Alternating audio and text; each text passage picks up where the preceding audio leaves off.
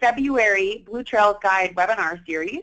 My name is Faye Augustin, and I am the Riverside Land Protection Associate Director with American Rivers. And I'd like to welcome my two colleagues at the Minnesota Land Trust and the City of Duluth, Hansi Johnson and Andrew Slade, who will be presenting From Pollution to Paddling, the St. Louis River Corridor, a really exciting case study about the work that's been done in Duluth, Minnesota, to clean up the river and really create an ecotourism destination for not only their residents, but also for visitors as well. A couple of quick things before we get started. As always, some technical support information. If your connection is lost, I would recommend that you log back in using your unique web link and passcode that was provided when you registered with GoToWebinar. Additionally, as you know, there is about a 3 to 5 second delay on the slides, so please be patient as they start to move forward. Finally, as always, this webinar is being recorded and will be available this coming Friday, March 3rd for viewing at bluetrailsguide.org/blog.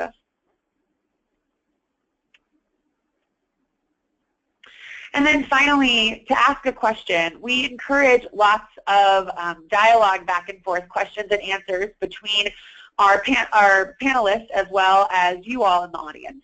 As you know, there is a question box in your GoToWebinar side panel, so please feel free to ask any questions that you have in that question box throughout the webinar. And then we'll leave about 5 minutes at the end of the webinar to answer as many of those questions as we can. Those that are not answered will be available with a transcript will be available at the end of the recorded webinar link at bluetrailsguide.org/blog, again, this Friday, March 3rd. So without further ado, I'm excited to introduce our excellent panelists today, Hansi Johnson and Andrew Slade. I'm excited to pass it over to you. Thank you, Faye. This is Andrew Slade. I'll be going first here. So calling to you all from Duluth, Minnesota, the headwaters of the Great Lakes. I am the Assistant Manager of Duluth Parks and Recreation. I want to get us all going here. The St. Louis River, I would normally ask for a show of hands if those of you have been on there, but I guess this doesn't work for a phone conference like this. But St. Louis River is the largest U.S. tributary to Lake Superior. There's a larger Canadian one, the Nipigon River, but and we really literally are at the headwaters of the Great Lakes. It's the far western end of the nose of the wolf of Lake Superior. If you look at us from a Minnesota-wide perspective, you can see where Duluth is on the map, and there's that Lake Superior. We're at that nose of the wolf, and the St. Louis River is kind of the big C-shaped river that goes. It's covered by the word Duluth, but then goes up back to the north and east up into the heart of the Minnesota Arrowhead area. Zoom in a little closer, the river gets really interesting. So Lake Superior, again, is on your far right here, and the St. Louis River is coming down from the west down into the river, but there's this huge zone in between the river and the lake where the two mix together and has also become a major industrial center over the last 150 years. We call this an estuary. Those of you who are fairly coastal understand estuaries as a combination of saltwater and freshwater, but really the function here is very similar in terms of the cold, clear freshwater of Lake Superior versus the warmer, nutrient-rich water coming down the St. Louis River. And the mixing effect isn't tidal, but there is a pretty serious, what's called a seiche on Lake Superior, so the water comes back and forth and washes all through that harbor area that you see. So it leaves us with the St. Louis River that we have today, and the St. Louis River is kind of half and half. It's about, at least the estuary area is about half and half, about half industrial and half really pretty cool remote wild areas. There's places where you can be out in your canoe and you feel like I could be in the middle of the wilderness because you might be able to see something on the far horizon, but generally it's pretty remote, and people are actually camping and doing wilderness-like day trips, if not overnights, on the river. the history of the river goes way back when it was first, before the European settlement, we had about 13,000 acres of coastal wetlands here, undisturbed coastal wetlands. And a lot of that was wild rice. And actually, the Ojibwe Indians, the Anishinaabe, their whole story of how they came to be and how they came to get here was their migration story. Focuses really heavily on the food that grows on water and how they move from one place to the other across the Great Lakes, looking for this magical food that grows in water. And they finally, after about 8 stops, found the wild rice of the St. Louis River as they reached their home. Of course, the next round of history was more extraction oriented, and St. Louis River was a huge nexus of logging in the late 1800s. Log rafts came all the way down the St. Louis River, but also through Lake Superior to the lumber mills that were in Duluth. You've probably heard this. You've probably heard other cities make this claim, but at one point in maybe the 1890s, Duluth was the largest sawmill place in the world, or in North America, something like that. But we had a ton of logs coming through, and this is just a picture from one of our back bays, full of logs. As a result of a lot of economic development and mills, lumber mills, the river got the brunt of a lot of that. And for example, a lot of the cleanup work we're doing now in the St. Louis River isn't like bad polyaromatic hydrocarbon kind of pollution. It's sawmill dust and wood slabs. We've done some major projects just recreating, pulling that stuff out of the river again so that it can restore itself. But a lot of St. Louis River's threats too are more that sort of chemical pollution. Back in 2015, the St. Louis River was named by American Rivers as one of the 10 most endangered rivers in the United States. And that was primarily because of the threat of new copper sulfide mines up at the headwaters of the river. The industrial history continued into, well, there's still plenty of industry now in the present, but if you look at this picture, this shows you not only a cement plant in the foreground, but in the background you see the wide open expanses of the river. And what I like about this photo is you can actually see the wetland complexes still intact out in that river. If you look sort of where the smoke's coming out of the smokestack and go to the right and left of that, there you see the wetland complexes still in place. So that takes us through to today, and the St. Louis River is definitely starting to come back. We see a picture of Hansi's buddy here with a fish. One of the things that, despite a lot of the work we have been doing, there is still fish consumption advisories on the St. Louis River. The St. Louis River has, especially basically if you are a woman of childbearing age, you should not eat a northern or a walleye out of the St. Louis River. So we still have a ways to go, but this whole St. Louis River area is one of 43 areas of concern on the Great Lakes, pollution hotspots from the Great Lakes Water Quality Agreement. There's a long-term process we're going through to address those the beneficial use impairments that come with that. I've been told this audience can be fairly wonky, so if I say beneficial use impairment, some heads in the crowd will be nodding. So we are doing a lot of work for that. A lot of great support from the Great Lakes Restoration Initiative, reaching towards that goal of, again, back to the angler here. We want those fish to be consumable, and as well as other beneficial use impairments that we're addressing. We have a clear path in place to actually delist all of our beneficial use impairments by the year 2025. So the process is well underway. So here's where Duluth City Parks come in. We don't do the cleanup. We don't clean up the water. We don't clean up the habitats. We don't pull the stuff out of the wood waste out of the things. You've probably all heard about the idea of remediation to restoration, or R to R. I'm guessing a lot of you have also talked about the third R in that, which is if you go remediation to restoration, there's another R. There's a debate about what that third R is. Is it recreation? Is it recovery? Is it renewal? But we are all those things. that we're trying to do along the St. Louis River. We've identified, this is a close-up map, not of Duluth per se, but actually of the western half of Duluth. The western half of Duluth has traditionally been the industrial part of Duluth, traditionally the blue-collar area. As a lot of those major industries shut down in the 70s and 80s, we've left a lot of really underprivileged neighborhoods that are a lot of people, a lot of older people are retiring and potentially selling their house.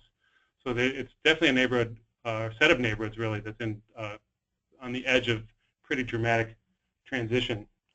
So we're trying to plan ahead for that. We passed an $18 million bond through the state legislature to address it, to develop these third R, the recreation, the renewal, and recovery. Our mayor at the time was Don Ness. He had a big vision to do this and has really pushed it through in the whole legislative work we had to do to accomplish that. This is him delivering, I believe, a State of the City address. The woman in the lower left is Emily Larson, who is our current mayor, and so there's been a great continuity of support from the administration for that. But it's been a combination of selling those bonds, and then those bonds go for matching money. So the $18 million that we've sold the bonds for, we hope to eventually have that be a $50 million project. Just real quick, 5 goals of the project. We want to support the environmental restoration, obviously, but also, as I was saying, enrich that neighborhood quality of life, really looking to attract new home buyers to these neighborhoods. We also have an opportunity to establish this as a new visitor destination so people will come from out of town. But really that's number 4 on the list. And then finally, stimulate economic development. You know, we love the idea of this part of Duluth being the core link of a new natural resource-based economy, like moving instead of the extraction that we used to be more of the recreation and that's the flip side of it. So with that, I'm going to turn it over to Hansi. Right on. All right, so my name is Hansi Johnson, and I work with the Minnesota Land Trust. And so the City of Duluth Parks and Recs and actually contracted the Land Trust to help them work through the process of creating the St. Louis River Corridor Initiative. And so just quickly on the Land Trust, you know, our quick mission is protect, restore, engage. The Land Trust itself works obviously in the traditional role of buying and creating conservation easements, but we've also been really kind of deep in the weeds, no pun intended, as the picture shows, on the restoration efforts within the river itself. So this is actually Daryl Pederson working on a wild rice restoration effort in the estuary. But then my role is more on the engaged side, and I liked kind of Andrew's RRR statement, because I would be that last R, regardless of whether it's recreation or recovery, I guess, was the other part of that. And so my role, and I'll hit the next slide here, was really, I was brought in to help the city sort of take that next step. You know, once we've kind of restored these places, how are we actually bringing people back to those places? And obviously, looking at the west side of town, recreation was one idea that could directly tie that link to bringing people back. So initially, when I was brought on, the Land Trust had already done some assessment work, not just on the river, but in the lands around the river, on the edge of the river, as to what sort of public space was available, and came up with literally tens of thousands of acres citywide that were able to be utilized in some way around recreation. That information was then put into an overall assessment as to what types of recreation would be beneficial to the city, beneficial to conservation as well, and also beneficial to keeping some of the industry and development that we're doing as well. And then we also worked a lot on the next 3 bullet points here, building public-private partnerships and the public process and implementation. I have a few slides on that. So one thing we really kind of jumped into headlong, especially as we were kind of developing the community support around the idea of bonding for these projects, was working specifically with the user groups out there that both existed and didn't exist. So we actually went through this idea of where would these sort of different recreational experiences be and what would they look like, and then we actually went to the user groups that would be a part of that and worked with them directly to find out what their hopes and dreams and aspirations would be around utilizing these different experiences and stewarding them as well. In some cases, we actually worked with just sort of disparate users that didn't have a club. So we had a lot of climbers in town, but not necessarily a climbing club. We had a huge amount of paddlers in town, but no paddling club. So we actually helped kind of pull those folks together using this idea of the initiative as sort of the leverage point, and created 2 new clubs in town. And then we worked with them to kind of help get the word out on these experiences that they helped us come up with in concept.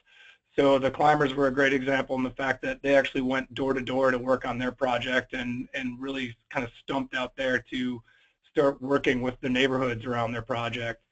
This conversation also brought in all the neighborhood groups, the conservation groups, and also the business groups and other folks as well.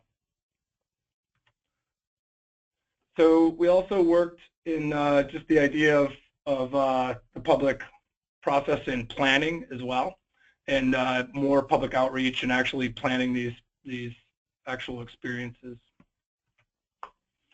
And then we also work specifically on helping get it through the legislative process. So, you know, Andrew mentioned that the half and half tax passed. It actually passed unanimously, which in you know, a divided government these days is a pretty amazing thing, but it was because we did such a great job of public outreach and building that public support beyond just the user groups as well. And then that has sort of bled beyond from pushing the idea of the initiative through legislatively, but also then going back and circling around and working with the groups themselves to help them get the message out about their projects, do specific community fundraising, and starting to actually do design and implementation of those projects. So just a quick list of some of the projects that are part of the initiative and in that St. Louis River corridor. One is obviously a national water trail, which we're working on pretty much from the length of the estuary from the furthest west of the city all the way to the harbor. And we've been working specifically with the RTCA, the Minnesota DNR, and I think 60 other stakeholders, both on the Minnesota and Wisconsin side, to push this through.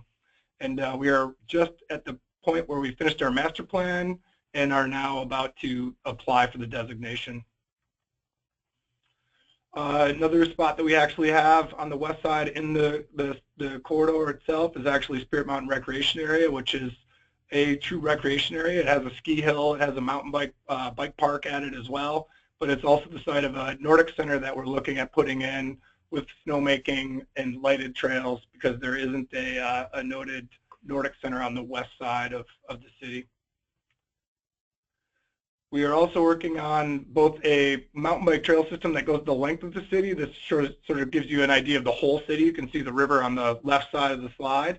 The initiative directly works on sort of the connectivity and the trail access on the west side, which is sort of the lion's share of kind of the best interconnected trail systems, and also the best terrain as far as hills and just unbroken green space and less urban experience. And that will be hopefully finished by in 2 years, I think, will be the timeline on that. Quarry Park was the one I mentioned with the climbers. So this was actually an abandoned sand and gravel quarry in the middle of the city on 59th Avenue West.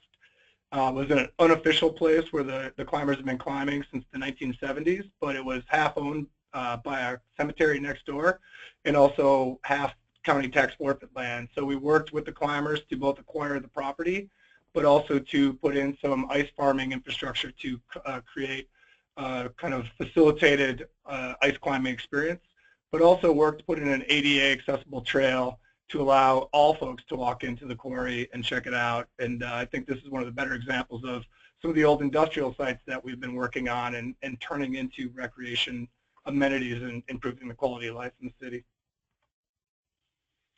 So that looks like it changed our sign there. So the results so far, I mean, probably the biggest result is just the number of people that we have engaged. When you look at the number of outdoor groups, outdoor users, and the clubs themselves, and seeing the membership growth that they've had, the mountain bike club went from 50 members to 500, and we've seen that type of growth across the spectrum regardless of activity.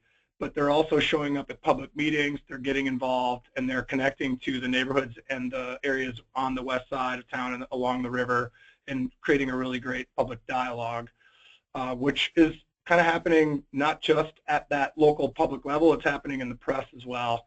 And so it's front and center. And not only are you seeing people take pride in what they're doing, you're seeing a lot of, I would say that kind of the average Duluthian stepping up and taking pride in the fact that their city is becoming noted for outdoor recreation. We've also seen the city really get behind taking advantage of the outdoor resources they have as far as open space and public space, which I think you might know the actual number, I think it's like 13,000 acres of open space in the city limits that at one point were really just sort of mismanaged or unmanaged, and now there's a whole new lens as to what to do with those, and most of it is positive. And then lastly, just access for all. We've really tied the line from not just the outdoor users, but to the underserved community within Duluth and certainly on the west side, and are working with another organization that was spurred because of all this work to actually start tying the link to the youth service groups in town, as well as the outdoor groups, and truly creating more access for more types of people in our city and on those trails, and spreading what I think is a real healthy and beneficial part of our community to everybody in town. And that's it for me. Excellent. Well, thank you so much, Hansi and Andrew, for that really great presentation and learning a little bit more about the work that Duluth has done over the last few years to improve not only the river's health, but also recreation along the river corridor. So at this point, I would love to open it up to any questions that folks have around this particular case study. And like I said earlier, please feel free to ask them in your GoToWebinar side panel. We've got a few questions lined up, so we'll start right off the bat with a question a little bit more about how you all within the state of Minnesota and within the city of Duluth are working with the state of Wisconsin and the city of Superior, Wisconsin in particular on sort of the whole river cleanup and estuary as it relates to both recreation and restoration. So this is Andrew. I'll speak briefly to that. We have a really shining positive example of that with the water trail. That's a project that clearly had to have both sides of the river involved. In fact, some of the best wild places on the St. Louis River are definitely on the Wisconsin side. So they've got it going over there. We're just trying to maximize that partnership. Beyond that, though, it's been a fairly Duluth-focused thing. The funding has been from Duluth. I know some of our user groups are certainly looking across the river. I think the COGS, the mountain bike group, has had some partnerships over in Superior. The Paddlers Alliance is definitely a both Minnesota and Wisconsin group. Since we are and of course the city of Duluth gets involved in interstate councils and whatnot. But so where it's been happening, it's been really valuable and really important. Hansi, do you have any additions to that? Yeah, I guess I would just I can't really speak to the cleanup because I think there probably has been more interaction and partnership in those roles than we're speaking to. But definitely on the water trail, it's been great. And I think probably the best, it's hard to explain 3 years of work in a 10-minute slideshow, but the water trail has been really beneficial in tying those links to all the different user groups on the river, regardless of whether it's land management agencies or it's fishing clubs or it's the motorized clubs as well. And I would really strongly recommend that program or any water trail program for that matter, and the fact that the water trail is just part of the beneficial part of that. The real beneficial part has been how everyone's come to the table and had great communications. I mean, we found out recently that the city of Superior is about to do a new master plan for the Superior Municipal Forest, which is the largest municipal forest in the country, and that probably would have never trickled over to our side of the river had we not been in some way, shape, or form engaged with them. So it's been a great process to kind of pull it more Twin Cities wide, I guess. Excellent. Thanks, guys. The second question sort of follows up with what you were just talking about, Hansi, which is engaging of the different types of communities and different groups. So what has been the most effective way that you two have found engaging not only the recreation groups, but also some of the underserved communities and underserved neighborhoods in the western side of Duluth? That's a really good question. I mean, the user groups were, fairly easy to engage with. A lot of them had, previous or prior experience with the city Parks and Recs, or me personally in my former role, which was working with a lot of them in other projects. So it was pretty easy to get them on board. But kind of the hard one to get more direct line to is what we're talking about with the underserved community and the idea of equity.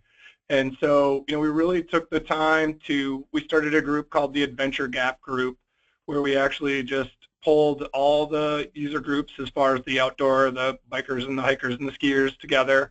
And then we went specifically to the youth groups. So like the Boys and Girls Club and Valley Youth is another one here in our city, and just kind of really intentionally picked those people, pulled them all together. We had a year's worth of facilitated meetings.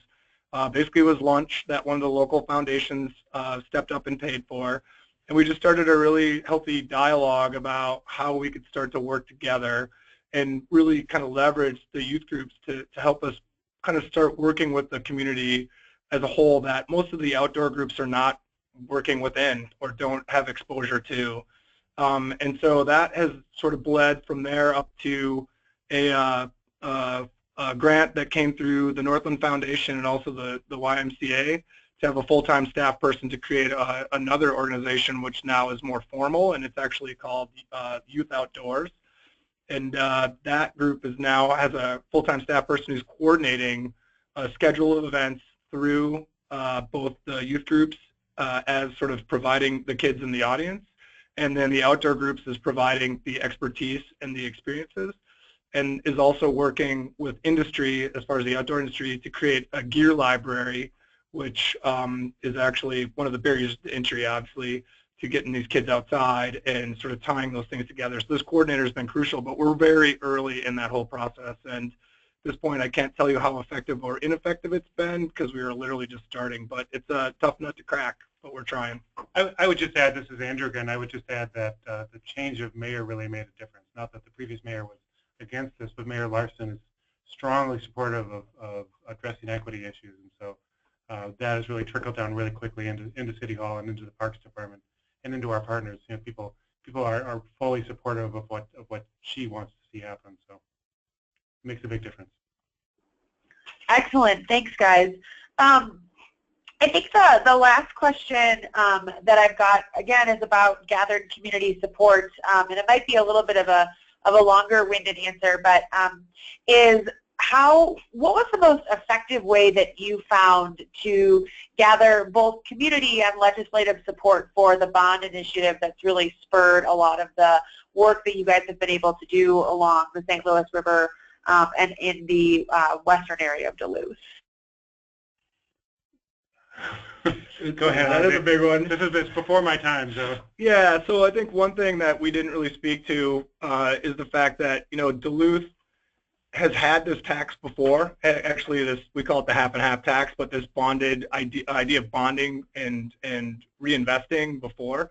So there's an area in Duluth called Canal Park, and it was a very industrial. It was literally the kind of the hub of all the shipping and kind of the harbor for a long time. And back in the 80s, this idea of using a bond to reinvest in that spot as a tourist destination was floated and worked. And so that tax actually it moonlighted just basically roughly 3.5 years ago. And so Mayor Ness was really, he intentionally took the success and the idea of the fact that most Duluthians at that time had lived with it for a big chunk of their lives, or most of their lives, and was really good at sort of taking that idea and saying, we'd like to take that tax now and focus it on another part of town that has those 5 intentional goals on the St. Louis River Corridor Initiative. So we had a real wind at our back to start with. And then from there, it was really, leveraging and utilizing those user groups as the nucleus for those big ideas. Instead of just broadcasting it, out there and hoping for the best, we very intentionally went to a lot of people who really wanted to champion these ideas and got them on board, and then helped them kind of broadcast that message more broadly and start to get the word out, and then just kept building on that. And certainly things changed from what the user groups themselves originally intended, but that was sort of known.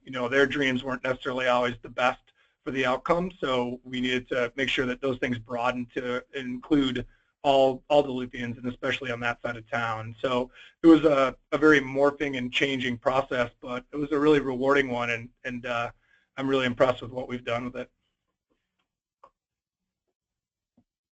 Awesome. Thank you both so much. Well, doing a quick time check, it is 11:30 Mountain Time, so that wraps up our half-hour Blue Trails Guide webinar for the month of February. Two quick things before we sign off today. The first one is that I'm really excited that Duluth was featured in a resource that American Rivers recently launched, our new resource called Recreation Conservation Benefits Ecotourism, a series of case studies highlighting how river conservation has improved recreation and local economies across the country. And the example that Hansi and Andrew presented on today with Duluth is one of those case studies. So I would highly encourage you all to check out this resource and the other communities that are also included. I'll share that link as well as the recorded webinar this coming Friday, March 3rd. Secondly, I would invite you to join us back in March for our March Blue Trails Guide webinar series, which will likely be March 21st. So mark your calendars and stay tuned for more information. Thank you both again to Hansi and Andrew for the really excellent presentation, and thank you in the audience for participating with us. And I look forward to seeing you guys back again next month. Have a great rest of your day. You too.